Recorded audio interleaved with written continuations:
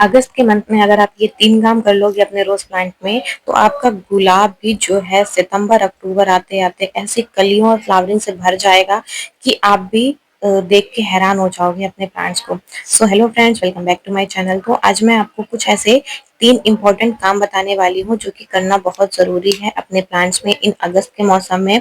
अगस्त के स्टार्टिंग में हमें क्या करना चाहिए और क्या नहीं करना चाहिए, इनके ऊपर आज मैं बात करने वाली हूँ। सो अगस्त खत्म होने से पहले-पहले आपको ये चीज़ें जो हैं ज़रूर कर लेनी है। तो अब चलिए बात करते हैं कि हमें कौन-सी चीज़ें करनी हैं और कौन-सी चीज़ें नहीं। पहली चीज़ अगर हम बात करें कि प्लांट जो है इस टाइम पे काफ़ी ज़्यादा जो प्लांट होते हैं वो डोरमेंसी में रहते हैं, यानी इनकी जो ग्रोथ होती है वो कम होती है और जो फ्लावरिंग होती है वो भी कम होती है। लेकिन अभी तक जो गर्मी में प्लांट्स हमारे डोरमेंसी में थे, वो अगस्त और सितंबर से डोरमेंसी से निकल के फ्लावरिंग स्टेज पे आ जाते हैं। फिर चाहे वो हाइब्रिड रोज़ हो या फिर देसी रोज़ हो, किसी भी वैरायटी का रोज़ होगा, अब आपको उनमें बहुत अच्छी ग्रोथ देखने मिलेगी और बहुत ही अच्छी जो है फ्लावरिंग और कलियाँ देखने मिलेगी। मेरे तो सारे प्लांट्स में जो है फ्लावरिंग और कलियाँ स्टार्ट हो गई हैं, क्योंकि बारिश का मौसम स्टार्ट हो गया है और बारिश के मौसम में नेचुरली ऐसे नाइट्रोजन पाए जाते हैं, जो कि प्लांट्स को काफ़ी ज़्यादा स्ट्रॉन्ग बना देता है और प्लांट्स को काफ़ी ज़्यादा हेल्दी बना देता है, बिना किसी खाद या बिना किसी फर्टिलाइज़र के। लेकिन बारिश का मौसम आता है तो उसके साथ हमें कुछ प्रॉब्लम्स भी देखनी पड़ती है, जैसे कि प्लांट्स जो होते हैं कई-कई बार एक्स्ट्रा वाटरिंग के कारण खराब हो जाते हैं। इनकी जो लीव्स होती हैं पूरी की पूरी खराब हो जाती हैं, रूट रॉट की प्रॉब्लम देखने मिलती है, या फिर सबसे बड़ी प्रॉब्लम जो होती है इनमें कीड़ों का अटैक देखने मिलता है, यानी इनकी पत्ती हो गया, इनमें छोटे-छोटे से कीड़े लगे होते हैं, जो कि कली और फ्लावर की जो नई-नई पत्ती, जो नई-नई ग्रोथ होती है, उनको खा के खत्म कर देते हैं। फ्लावरिंग खिल ही नहीं पाती है, छोटी सी फ्लावरिंग रहेगी और उसकी जो कली होती है वो जो कीड़े होते हैं वो खा लेते हैं। ये बहुत ही कॉमन प्रॉब्लम है बारिश के टाइम पे। तो आपको इसका ध्यान रखना है कि आपके प्लांट्स में कोई कीड़े वगैरह ना लगे हों। अगर लगे हैं कीड़े तो आपको क्या करना, अगर मिट्टी में आपके कोई भी फंगस या फिर कीड़े लगे हुए हैं, तो आपको क्या करना है, आपको करना है 1 चम्मच के करीब नीम की खली लेना है। प्लांट की गुड़ाई करके नीम की जो खली है उसको डाल देना है। इससे क्या होगा कि जो प्लांट की मिट्टी में जो भी फंगस वगैरह लगे होंगे या फिर लगेंगे वो खत्म हो जाएंगे। अगर नहीं लगे हैं तब भी आप अभी डाल दीजिए, अगर मौसम आपके साइड क्लियर हो तो। मतलब बारिश में कोई भी फर्टिलाइजर नहीं देना है। अगर 1-2 दिन मौसम आपको क्लियर दिखे तब आपको ये काम करना है कि पहले तो अच्छे से गुड़ाई कर लीजिए। गुड़ाई करने के बाद आपको उसमें 1 या 2 चम्मच के करीब जो नीम की खल होती है वो अपने सारे ही प्लांट्स में आप डाल दीजिएगा। इससे जो है जो फंगस की समस्या हमारी मिट्टी में नहीं लगेगी। और दूसरी चीज़, अगर पत्तियों पे लगा हुआ है तो एक सबसे सिंपल जो नीम ऑयल का स्प्रे आता है आप उसका यूज़ कर सकते हो, या फिर अगर इससे नहीं जा रहा है तो जो काका का स्प्रे आता है आप उसका भी यूज़ कर सकते हो। उससे भी जो लीव्स में जो भी कीड़े वगैरह होंगे वो खत्म हो जाएँगे। दूसरी चीज़ क्या करनी है अगस्त में, कि ऐसे जो मिट्टी हमारी होती है, ऐसी मिट्टी अगर क्या करेंगे, जो पत्ती वगैरह होती है ना वो ऐसे सूख के टूट के उसी मिट्टी, हमारे जो पॉट होता है उसमें गिर जाता है, जिससे भी इसमें मिट्टी में फंगस लगने के चांसेस बढ़ जाते हैं। तो आप रेगुलर इनके जो पत्ती खराब हो या फिर ऐसा लगे कि इन्फेक्टेड हो, उनको आप निकालते रहिए प्लांट से। और मिट्टी में जो भी पत्ती वगैरह हो, वीड्स वगैरह उगी हो, सबको आप निकालते रहिएगा, क्योंकि इनके कारण ही काफ़ी जल्दी फंगस लगता है। ये जो होता है इसी में सड़ जाती हैं और सड़ने के कारण जो फंगस का अटैक होता है वो हमारे प्लांट्स में देखने को मिलता है। आपको प्लांट्स की मिट्टी कुछ ऐसी कंडीशन में ही रखनी है, यानी वेल ड्रेन रखनी है। प्लांट की मिट्टी में अगर ज़्यादा पानी स्टोर होगा तो खराब हो जाएगा। अभी रिपोर्टिंग का टाइम नहीं है अगर आपके पास, तो आप ड्रेनेज होल ज़रूर चेक कर लीजिएगा, या फिर ड्रेनेज होल बेकार हो तो आप क्या करिएगा कि फिर अच्छे से अपने प्लांट्स की ड्रेनेज होल क्लियर कर लीजिएगा। इस टाइम पे मैं मना करूँगी किसी भी तरह की आपको अपने प्लांट्स पे कटाई-छटाई नहीं करनी है, क्योंकि अगर आप उनकी टिप्स को काट दोगे तो आपके जो प्लांट है वो कुछ इस तरीके से डाई बैक होना शुरू हो जाएँगे। डाई बैक यानी जो ऊपर की जो हमारी स्टेम होती हैं वो काली पड़ना ऐसे शुरू हो जाती हैं। और छोटा-सा कट हो और उसमें स्टेम डाई बैक हो, वो चीज़ अलग है कि देखिए छोटा-सा कट है और यहाँ से डाई बैक लगा और ख़त्म हो गया।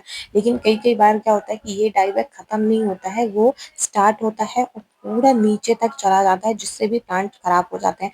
तो इस टाइम पे किसी भी तरह की कटाई-छँटाई ना ही करिए तो बहुत बेटर होगा, ना ही सॉफ्ट प्रूनिंग, ना ही हार्ड प्रूनिंग।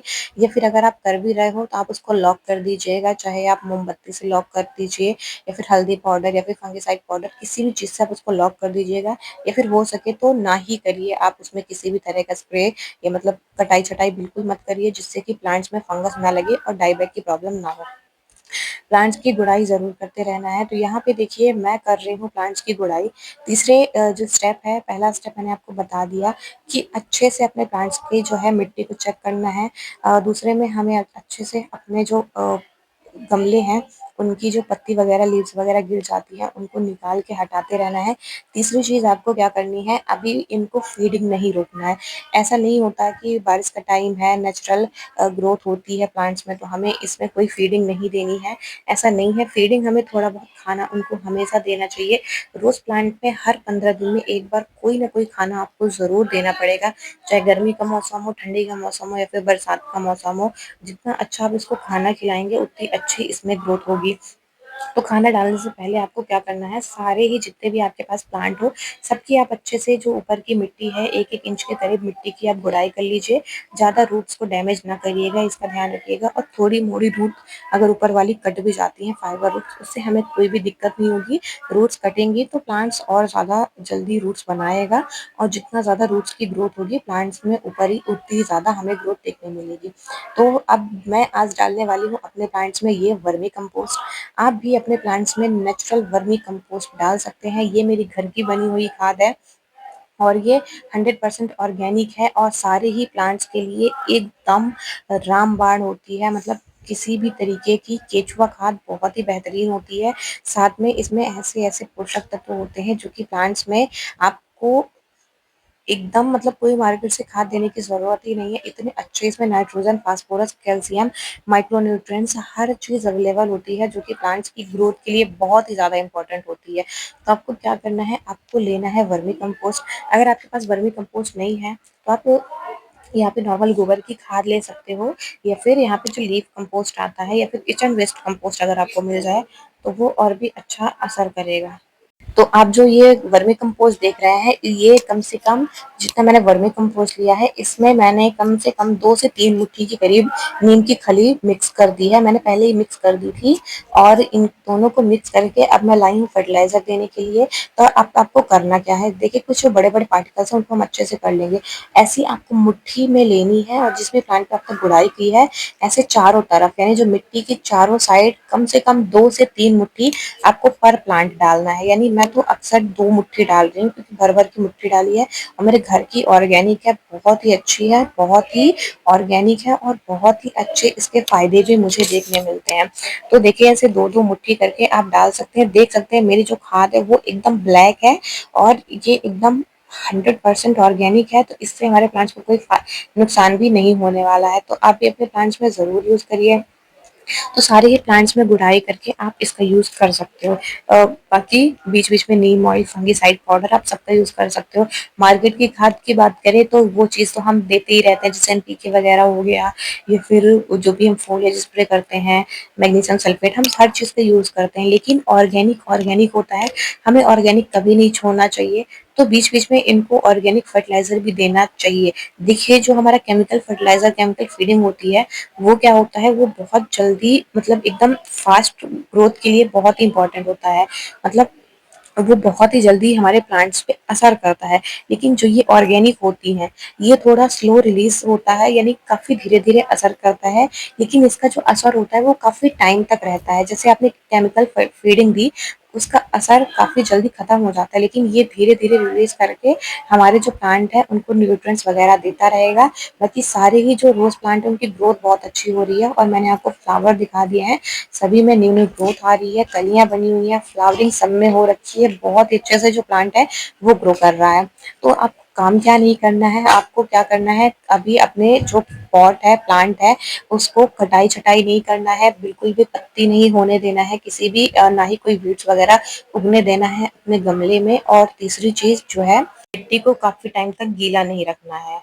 अगर आप ये टिप्स जो है फॉलो कर लेते हैं तो अगस्त के मंथ में आपका जो रोज प्लांट है वो डोरमेंसी से निकल के अच्छे से ग्रोथ पे आ जाएगा। और अगस्त खत्म होते होते यानी जो बारिश का टाइम खत्म होते होते और सितंबर से ही इनमें बहुत अच्छी आपको फ्लावरिंग देखने मिल जाएगी। साथ में जो ठंडी के लिए है उसमें आपका जो रोज प्लांट है वो काफी स्ट्रांग हो जाएगा और खासकर हाइब्रिड रोज काफी स्ट्रांग हो जाएंगे, काफी घने बन जाएंगे, काफी बुशी बन जाएंगे, जिससे आगे हमें ठंड में बहुत अच्छे प्लांट मिलेंगे। और ये छोटी-छोटी बातों का अगर आप ध्यान रखोगे तो आपका जो प्लांट है वो कभी भी नहीं मरेगा।